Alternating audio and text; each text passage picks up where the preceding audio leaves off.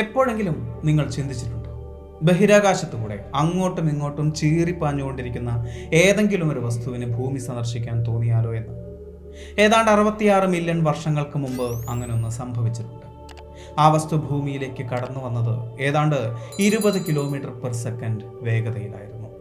മിന്നൽ വേഗത്തിൽ ഭൂമിയുടെ ചരിത്രം തന്നെ മാറ്റിമറിച്ച ആ ഉൽക്കാശിലയാണ് ദിനോസറുകളുടെ പരമ്പര തന്നെ ഭൂമിയിൽ നിന്നും ഇല്ലാതാക്കിയത്. എന്നാൽ അതോടെ അത്തരം അതിഥികളുടെ വരവ് അവസാനിച്ചു? ഇല്ല. അത്തരം അതിഥികളിൽ ചിലർ ഇന്നും നിഗൂഢത പരത്തുന്നുണ്ട്. അങ്ങനെ ഒരാളെ കുറിച്ചാണ് ഇന്നത്തെ കഥ. കേറിപ്പോരും ചങ്ങായിമാരെ, ബേപ്പൂർ സുൽത്താന്റെ ദുനിയാവിലേക്ക്.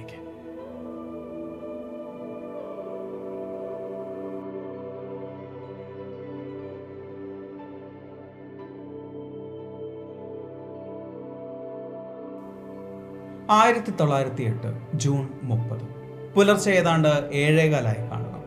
സൈബീരിയയിലെ പോർട്ട്കമനായ ടുങ്കുസ്ക നദിയോടടുത്ത് ഒരു സ്ഫോടനം സംഭവിച്ചു. ഒരു ചെറിയ സ്ഫോടനമായിരുന്നില്ല അന്ന് സംഭവിച്ചത്. ഹിരോഷിമയിൽ നടന്ന അണുബോംബിനേക്കാൾ ഏതാണ്ട് 1000 മടങ്ങ് ശക്തമായിരുന്നു ആ സ്ഫോടനത്തിന്. വൃക്ഷങ്ങൾ തിങ്ങി നിറഞ്ഞ ഒരു പ്രദേശത്തായിരുന്നു ആ സ്ഫോടനം സംഭവിച്ചത്. അതിനുശേഷം ഏതാണ്ട് 2100 സ്ക്വയർ കിലോമീറ്റർ ചുറ്റളവിൽ 18 മില്യൺ വൃക്ഷങ്ങളെ ഇല്ലാതാക്കാൻ ആ സ്ഫോടനത്തിന് സാധിച്ചു.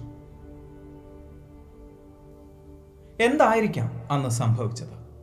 മനുഷ്യരാശിക്ക് ഇന്ന് വരെ കൃത്യമായൊരു ഉത്തരമില്ലാത്ത ഈ ഒരു സംഭവം നടന്നിട്ടും വർഷങ്ങൾക്ക് ശേഷമാണ് അതേക്കുറിച്ച് എന്തെങ്കിലും നമുക്ക് തിരിച്ചറിയാൻ സാധിച്ചത്.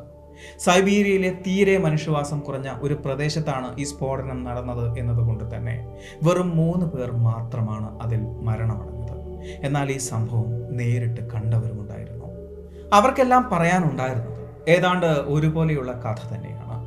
സൂര്യൻ അസ്തമിക്കുമ്പോൾ ആകാശത്തിന്റെ ഒരു ഭാഗം എത്രത്തോളം പ്രകാശപൂരിതമാകുമോ, ഏതാണ്ട് അതുപോലെ തന്നെ പ്രകാശമുള്ള ഒരു കാഴ്ച. കിലോമീറ്ററുകൾക്കപ്പുറത്ത് നിന്നാണ് അവർ ഈ കാഴ്ച കണ്ടത് എങ്കിലും പ്രകാശത്തിന് ശേഷം ഒരു സ്ഫോടന ശബ്ദം അവർക്ക് കേൾക്കാൻ സാധിച്ചിരുന്നു. ആ ശബ്ദത്തിന് ശേഷം അവർക്ക് ഒരു തരംഗവും അനുഭവിക്കാൻ സാധിച്ചു എന്നും അവർ പറയുന്നു. ആളെ എടുത്തെറിയാൻ ശക്തമായ ഒരു തരംഗം. ആ തരംഗം വീടിനെ കുലുക്കുകയും ഭിത്തികളിൽ വിള്ളലുണ്ടാക്കുകയും ജനാലകളെ പൊളിച്ചെറിയുകയും ചെയ്തിരുന്നു. അന്ന് രാവിലെ പ്രാതൽ കഴിച്ചുകൊണ്ടിരിക്കുമ്പോഴാണ് ആ കാഴ്ച ഞാൻ കാണുന്നത്. വല്ലാത്തൊരു ശബ്ദം കേട്ട് ഞാൻ ആകാശത്തേക്ക് നോക്കി. തീ കൊണ്ട് ആകാശം കീറിയതുപോലെ ഒരു അഗ്നിഗോളം അതിവേഗത്തിൽ വടക്കുഭാഗത്തേക്ക് നീങ്ങുന്ന കാഴ്ചയാണ് ഞാൻ കണ്ടത്. അത് നേരെ ചെന്ന് വീണത് ഒരു കാടിന് നടുവിലും. ആ കാടുമല്ലേ കത്തി തുടങ്ങി. ആകാശത്തേക്ക് ആ തീജ്വാലകൾ പടർന്നു. ആകാശം നീല നിറത്തിൽ ജ്വലിക്കാൻ തുടങ്ങി. അത്രയും ദൂരെയായിരുന്നിട്ട് പോലും ആ ചൂട് എനിക്ക് അനുഭവിക്കാമായിരുന്നു. എൻ്റെ വസ്ത്രത്തിന് തീ പിടിച്ചതുപോലെയായിരുന്നു എനിക്ക് അനുഭവപ്പെട്ടത്. ആ സ്ഫോടന ശബ്ദത്തിൽ എനിക്കും എൻ്റെ ഭാര്യയ്ക്കും ഒരു മരവിപ്പ് മാത്രമേ ഉണ്ടായിരുന്നുള്ളൂ. ഒരു പ്രകമ്പനത്തോടെ തുടങ്ങി ഭൂമി മുഴുവൻ കുലുങ്ങുന്നത് പോലെയായി. ഞങ്ങൾ ഭയന്ന് മണ്ണിനോട് അഭിമുഖമായി നിരത്ത് കിടന്നു. വീടിൻ്റെ ജനാലകളും വാതിലുകളും ഇളകി വീഴുന്ന ശബ്ദം എനിക്ക് കേൾക്കാമായിരുന്നു. സ്ഫോടനം നടന്ന ദിവസം സംഭവ സ്ഥലത്ത് നിന്നും ഏതാണ്ട് 65 കിലോമീറ്റർ ദൂരെ ജീവിച്ചിരുന്ന ഒരാളുടെ അനുഭവമാണ് ഇപ്പോൾ പറഞ്ഞത്. സംഭവത്തിനും വർഷങ്ങൾക്ക് ശേഷം റഷ്യയിലെ ഒരു മാധ്യമത്തിന് അദ്ദേഹം നൽകിയ അഭിമുഖത്തിലാണ് തൻ്റെ അനുഭവം അദ്ദേഹം വിശദീകരിച്ചത്. Denmark, America, United kingdom, Germany തുടങ്ങിയ പല പ്രദേശങ്ങളിലും അന്നത്തെ പ്രകമ്പനം റിപ്പോർട്ട് ചെയ്യപ്പെട്ടിരുന്നു. റിക്ടർ സ്കെയിലിൽ ഏതാണ്ട് 5.0 എന്ന വാല്യൂവിലാണ് അത് റിപ്പോർട്ട് ചെയ്യപ്പെട്ടത്. ഏഷ്യയിലും യൂറോപ്പിലും അന്ന് ആകാശത്ത് സംഭവിച്ച മാറ്റങ്ങൾ വ്യക്തമായിരുന്നു. പലയിടങ്ങളിലും പെട്ടെന്ന് രാവിലെ ആയ പോലെയായിരുന്നു അനുഭവപ്പെട്ടത്.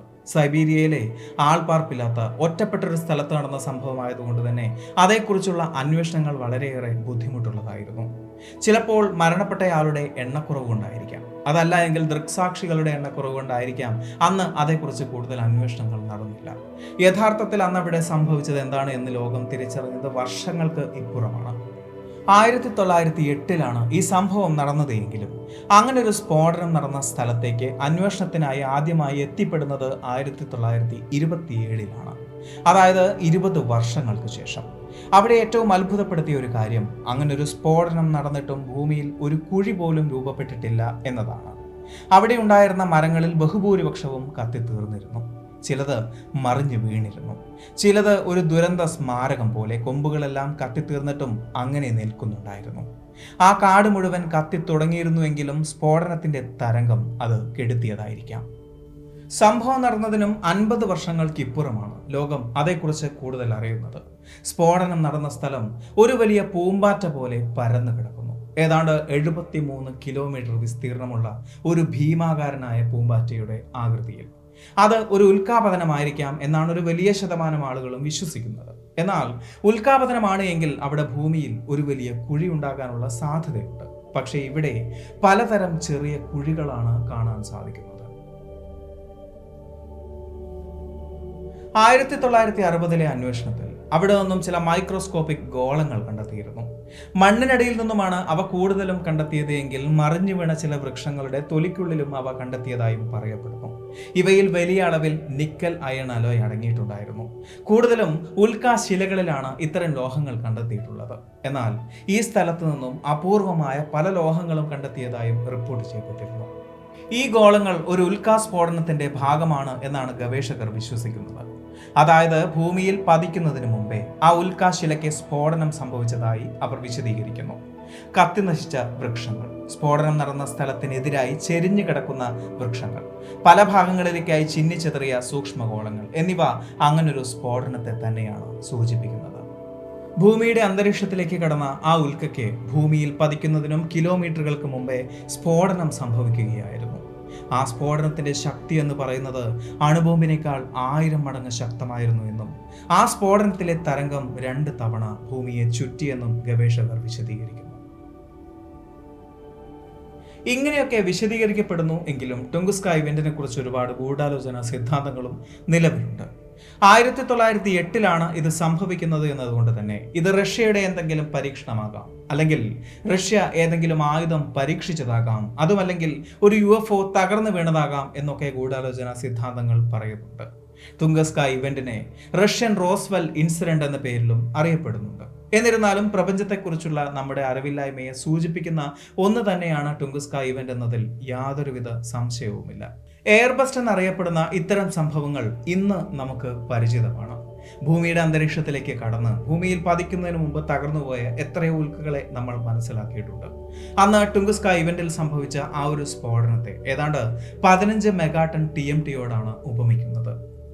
അന്നത്തെ ആ സംഭവത്തിൽ യൂറോപ്പിലെ ആകാശത്തിൽ കാര്യമായ നോക്ടിലൂസൻ മേഘങ്ങൾ വികസിച്ചിരുന്നു. അതായത് മറ്റേതൊരു മേഘത്തെക്കാളും ഉയരത്തിൽ കാണാവുന്ന അത്യപൂർവമായ മേഘമാണ് നോക്ടിലൂസൻ മേഘങ്ങൾ. അവ കൂടുതലും രൂപപ്പെടുന്നത് ഐസ് ക്രിസ്റ്റലുകൾ കൊണ്ടും ഉൽക്കകളുടെ പുകയിൽ നിന്നുള്ള പൊടികൾ കൊണ്ടുമാണ്.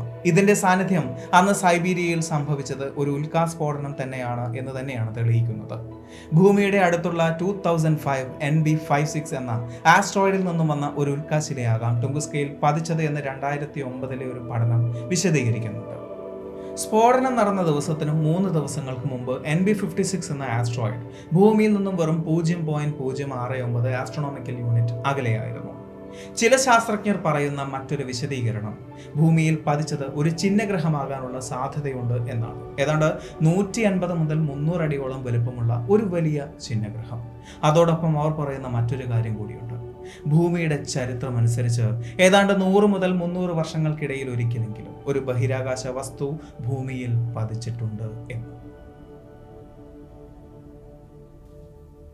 2013 ഫെബ്രുവരിയിൽ ചില ഗവേഷകർ ടുംഗസ്ക ഇവന്റിനോട് സമാനമായ ചില മാതൃകകൾ സൃഷ്ടിച്ചിരുന്നു. അതിലൂടെ അവരൊരു നിഗമനത്തിലേക്ക് എത്തി.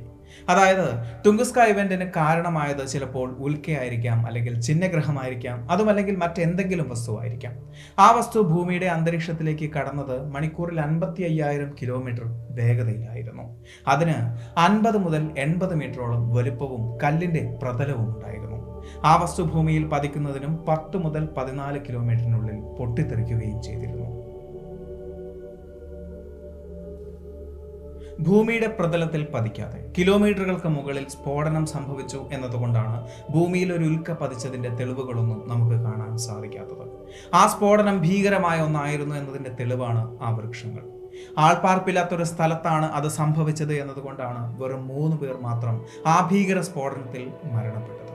എന്നാൽ ഒന്ന് ചിന്തിച്ചു നോക്കൂ, ജനസാന്ദ്രമായ ഒരു സ്ഥലത്താണ് ആ സ്ഫോടനം സംഭവിക്കുന്നത് എങ്കിലും ഇന്ന് സമാധാനമായി ഉറങ്ങുന്ന നമുക്കറിയാം നമ്മെ ലക്ഷ്യമിട്ട് വരുന്ന അങ്ങനൊരു വസ്തുവിനെ. വർഷങ്ങൾക്ക് മുമ്പ് അങ്ങനെ സംഭവിച്ചു എന്നതുകൊണ്ട് ഇന്ന് അങ്ങനെ സംഭവിച്ചു കൊള്ളണം എന്നില്ലല്ലോ. ഇന്നത്തെ നമ്മുടെ സാങ്കേതിക വിദ്യ അതിനെ മുൻകൂട്ടി തിരിച്ചറിയുകയും അതിനെ വഴിതിരിച്ചു വിടുകയും ചെയ്യും എന്ന് നമ്മൾ വിശ്വസിക്കുന്നു. ആ ഒരു വിശ്വാസത്തിൽ നമുക്കിന്ന് സുഖമായി കിടന്നുറങ്ങാം. വിശ്വാസം അതല്ലേ ഇല്ല. ഈ ഒരു വീഡിയോ നിങ്ങൾക്ക് ഇഷ്ടമായി എന്ന് വിചാരിക്കുന്നു. സുൽത്താൻ എപ്പോഴും പറയുന്നത് പോലെ സബ്സ്ക്രൈബുകൾ കൂമ്പാരമാകുമ്പോൾ പരിപാടി ഗംഭീരമാവും. അതുകൊണ്ട് സബ്സ്ക്രൈബ് ചെയ്യുക. അടുത്ത വീഡിയോയ്ക്ക് വേണ്ടി കാത്തിരിക്കുക. അതുവരെ